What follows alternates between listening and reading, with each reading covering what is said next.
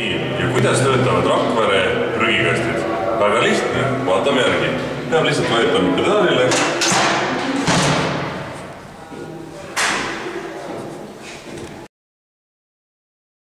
Torupäne meil otsa vaatame, et ma olen juurde täis tegelikult. Meil hakkab kohe Vikerpea ja see tants ja konnatants ja ma lihtsalt, Sander, kui sa vaatad seda 30 aasta pärast, ma loodan, et see on seda väärt.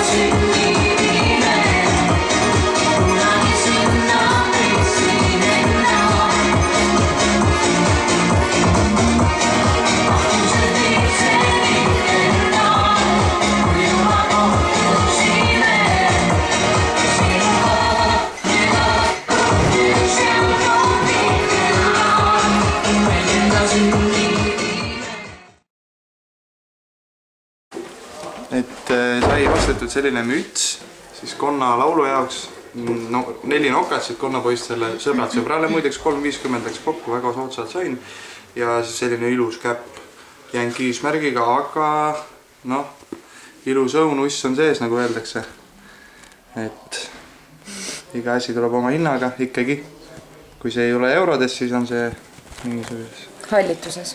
Jah, hallituses või midagi, aga ma ikkagi annan seda, sest mulle väga meeldib. Üldiselt mulle mütsid ei sobi üldse, aga 1 100 umbes sobib.